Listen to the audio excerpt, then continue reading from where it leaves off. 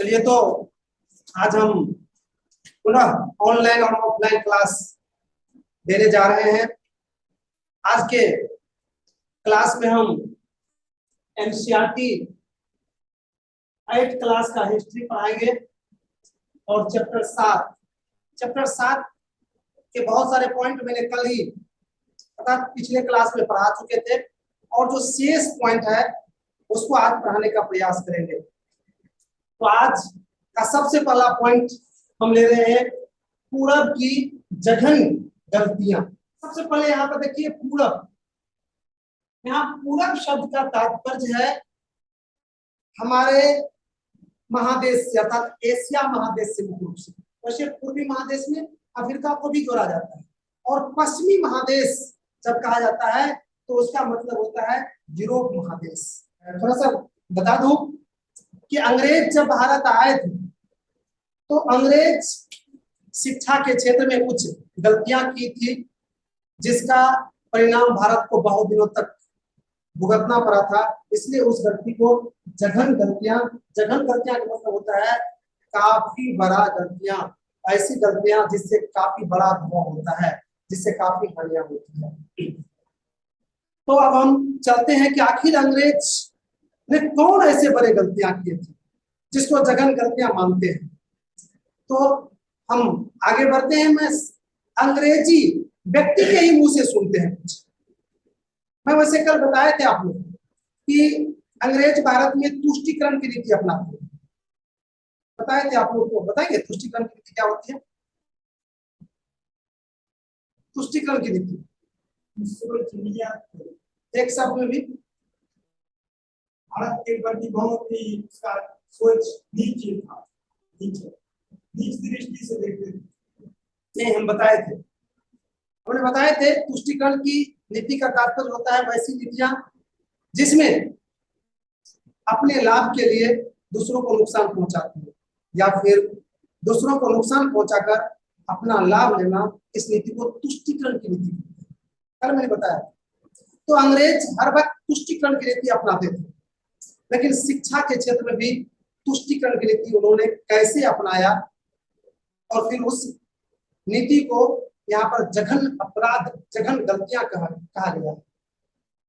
तो हमने कल इस पर चर्चा किए थे कि अंग्रेज भारत की जो संस्कृति थी, भारत की जो शिक्षा की नीतियां थी, यहाँ की जो पढ़ने लिखने की शैलियां थी, वो सबको नीच मानते थे और अंग्रेज का सोच था यह इसी में उलझे रहे और इसके लिए अंग्रेज ने यहाँ पर यहीं के संस्कृति, यहीं के शिक्षा पद्धति को बढ़ावा देना चाहते थे, जबकि पश्चिमी संस्कृति अर्थात यूरोप महादेश की संस्कृति, भाषा जो वहाँ के रियल में उच्च कोटि की संस्कृति थी, उत्तम कोटि की भाषा थी, उसको यहाँ पर फैलाना नहीं चाहते। इसके लिए उन्होंने 1781 ईस्वी में कलकत्ता में मदरसा की भी स्थापना किया था और 1791 ईस्वी में बनारस में संस्कृत विश्वविद्यालय का भी स्थापना किया था। और जहाँ कलकत्ता में मदरसा में यहीं के संस्कृति, यहीं की जो शिक्षा पद्धति थी उसके तहत उर्दू फारसी का ज्ञान दिया जाता था, वहीं बनारस में संस्कृत हिंदी का ज्ञान दिया जाता था, जबकि अंग्रेजी इत्यादि भाषा का कहीं ज्ञान नहीं दिया जाता। इस भयंकर गलती को देखकर भारत के लोग तो इससे उतना जानकारी नहीं रखते थे कि क्या कर रहे हैं नहीं कर रहे हैं, लेकिन कुछ अंग्रेजी व्यक्ति थे जिसमें मानवता था। वो चाह रहे थे कि ये जो अंग्रेज कर रहे हैं अर्थात इसकी जो अपनी ही संस्कृति में उलझा रहे हैं ये गलत है। वो उसको शिक्षा नहीं दे रहे हैं बल्कि उलझाना चाहते हैं। घिसल पीटल जो यहाँ की पद्धति है उसी में मुझे दुनिया की अच्छी जो शिक्षा पद्धति है उससे लोग दूर रहे। उसी में से एक अंग्रेजी पदाधिकारी के नाम कर रहे हैं जिसका भारत में अहम भूमिका है पश्चिमी सभ्यता को जानकारी देने में। मैं बता रहा हूँ, पहला है जेम्स मिल। जेम्स मिल पहला व्यक्ति थे, अंग्रेजी व्यक्ति, जिन्होंने अंग्रेज की इस नीति का विरोध किया था जेम्स मिल का कहना था कि भारतवासी को यहाँ के ही संस्कृति, यहाँ के ही भाषा में उलझा के रखना अच्छी बात नहीं है। यह अंग्रेज का गलत नीति है। वह यूरोप के जो उच्च शिक्षा नीति है वो देना चाहिए यहाँ की। और उन्होंने इसका अंग्रेज का काफी जमकर विरोध भी किया। और जब ये विरोध किया था तो फिर एक दूसरा अंग्रेजी ही व्यक्ति आया था जिसका नाम था मैकाले। जी, मैकाले ने भी जेम्स मिल का समर्थन करते हुए कहा कि यह इंग्लैंड के विद्वान बहुत बड़ा गलतियां कर रहे हैं कि भारत के लोगों को ये मदरसा खोल के, संस्कृत विद्यालय खोल के शिक्षा नहीं दे रहे हैं, बल्कि उसको उलझा रहे हैं। ये अच्छी बात नहीं है कि उसको उसके भावना के में उसको उलझा कर अपनी उर्दू सिद्धा करना, ये अच्छी बात नहीं है। और फिर इसके साथ बात भारत के भी कुछ विद्वान लोग इस बात को समझ गए और फिर भारतीयों के द्वारा भी कुछ आवाज उठने लगे थे, या फिर कहिए कि भारतीयों के द्वारा भी अंग्रेजी भाषा को, यूरोप की संस्कृति को अपनाने की जिज्ञासा जगी थी। और फिर काफी जोर शोर से इस पर अंग्रेजी सरकार पर दबाव दिया जाने लगा।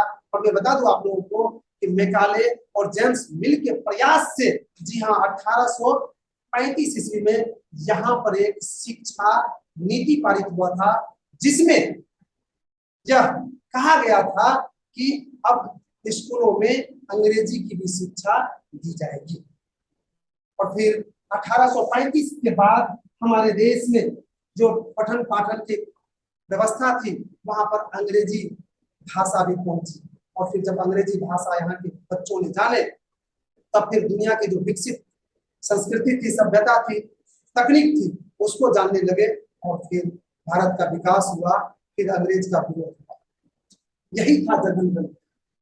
तो शायद पूरब की जघन गलतियां समझ गए कि अंग्रेज ने जो भारत आकर, एशिया महादेश में आकर जो यहाँ के लोगों को उलझाना चाहते थे, बुर्बक बनाकर रखना चाहते थे, यही गलतियां क्या कहलाया। क्या इसमें किसी को डाउट है? कीजिए क्वेश्चन। बिल्कुल राजा समझ गए? तो फिर हम पूछे कोई एनीबडी आपको भी बताइए पूरब शब्द का जो यहाँ पर प्रयोग किया गया है ये किसके लिए किया गया? देखिए सभी लोग कह रहे हैं एकदम पूरा बढ़िया। किसके लिए? तो पूरब की जघन गलतियां आपने समझ गए। अब इसको नोट करना। देखिए पूरब की जघन गलतियां का तात्पर्य, पूरब की जघन गलतियां का तात्पर्य उस गलती से है जो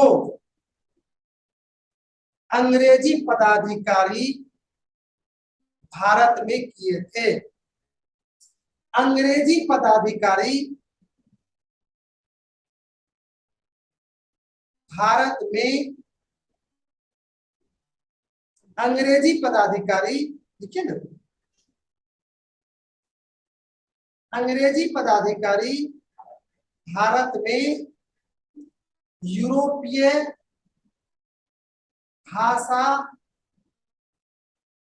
और शिक्षा नीति को भारत में फैलाना नहीं चाहते थे, क्योंकि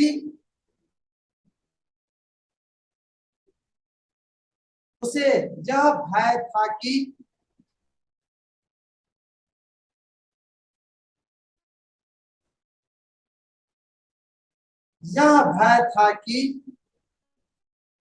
इस शिक्षा से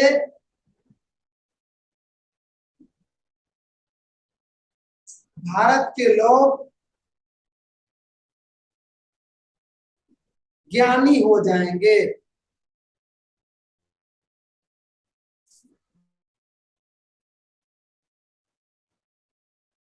और फिर यहाँ पर मेरा शासन नहीं चलेगा। इस तरह से स्पष्ट हो रहा है कि पूरब की जघन गलती का मतलब भारत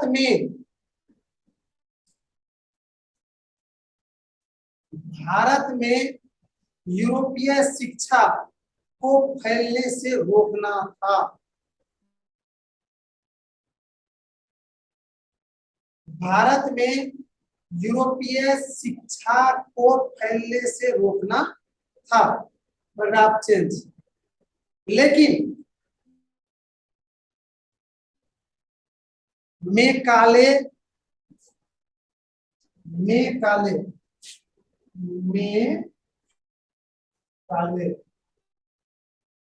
और जेम्स मिल, मैकाले और जेम्स मिल जैसे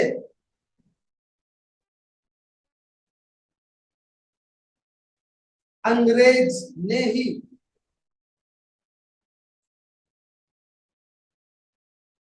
अंग्रेज के इस नीति का विरोध किया और फिर 1835 ईस्वी में भारत में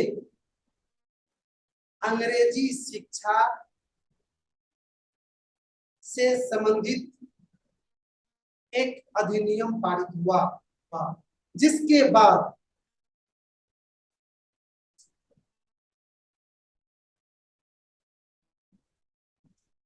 भारतीय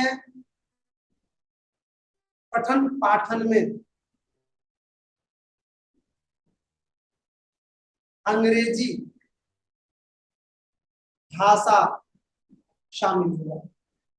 तो पूरब की जघन गलतियां को आपने लिख भी लिए और समझ भी गए। हम अगला पॉइंट की ओर बढ़ते हैं। अगला है मुंशी। जी, मुंशी सभी लोग सुने होंगे कि मुंशी औपनिवेशिक शासन काल में और प्राचीन शासन काल में जिसको फारसी भाषा आता था उसको कहा जाता था, लेकिन वर्तमान समय में मुंशी उसको कहा जाता है जो लेखा जोखा या लिखने से संबंधित काम में लगे रहते हैं। आज भी बड़े बड़े कारखाना हो, स्कूल कॉलेज हो, संस्था हो, हर जगह क्या होते हैं, एक मुंशी हुआ करते थे, जिसको दूसरा भाषा में भी आप क्या कहें, क्लर्क या किरानी भी कर सकते हैं। अर्थात क्लर्क और किरानी भी मुंशी का ही एक दूसरा रूप है। क्लियर हो गया? चलिए इसको भी आप लोग नोट कर लीजिए। मुंशी का सामान्य अर्थ लेखा जोखा रखने वाले,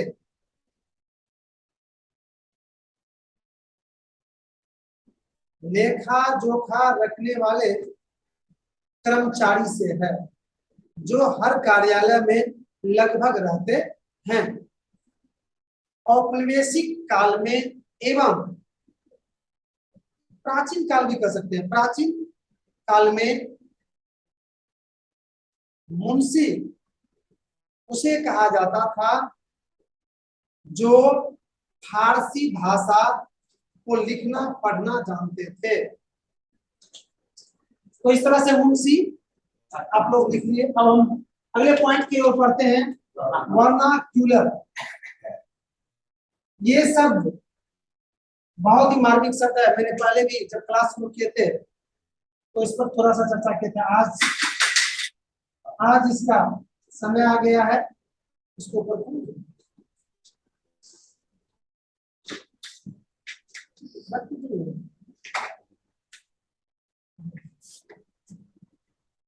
रख दीजिए। तो वर्नाक्यूलर सुन लीजिए बढ़िया से। वर्नाक्यूलर क्या होता है? दो भाषा के जो बीच गैप होता है उसे कहा जाता है वर्नाक्यूलर। और इस शब्द का प्रयोग अंग्रेज भारत में किए थे। अंग्रेजी भाषा और भारतीय भाषा के बीच में जो अंतर था उसके लिए वर्नाक्युलर शब्द का प्रयोग किया गया था। और इससे संबंधित आपको एक याद दिला दूं कि भारत में एक एक्ट भी पारित हुआ था, वर्नाक्युलर प्रेस एक्ट 1778 ईस्वी, और जिसके तहत देसी भाषा में छप रहे पेपर पत्रिका पर रोक लगाया गया। तो वर्नाक्युलर का मतलब शायद समझ गए, अर्थात दो भाषाओं के बीच जो अंतर होता है उसी अंतर को समांतर वर्नाक्युलर कहा जाता है। इस शब्द का प्रयोग भारत में अंग्रेजी भाषा एवं भारतीय भाषा के बीच जो अंतर था, जो उसको समझने बुझने में जो दिक्कतें होती थी, जैसे यहाँ की भाषा को तुरंत लोग समझ जाते और अंग्रेजी भाषा को समझने में, या फिर भारतीय भाषा को इंग्लैंड वाले को समझने में जो दिक्कत होती थी, उसी बीच के अंतर को वर्नाक्युलर कहा गया था। तो चलिए, टाइम है अभी 2 मिनट 3 मिनट, लिखना चाहते हैं तो लिख सकते हैं, लिखिए वर्नाक्युलर। वर्नाक्युलर का मतलब दो भाषाओं के बीच के अंतर से है। इस शब्द का प्रयोग भारत में अंग्रेज द्वारा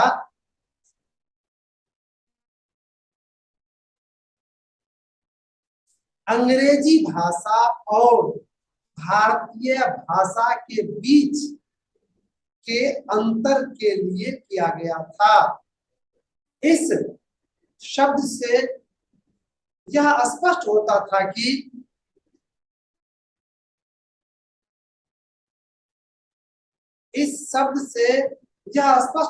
कि अंग्रेजी भाषा का कितना महत्व है और भारतीय भाषा का कितना महत्व है। इस तरह से हम आगे नहीं बढ़ पाएंगे क्योंकि समय अब समाप्त हो रहा है। आज की क्लास को हम यहीं पर विराम दें।